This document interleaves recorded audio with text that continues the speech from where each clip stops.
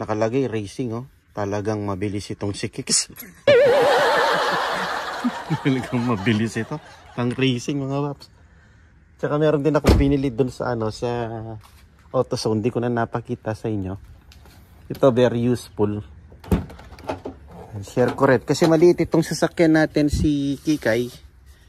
Kaya naisipan ko siyang lagyan ng mga accessories kagaya nito.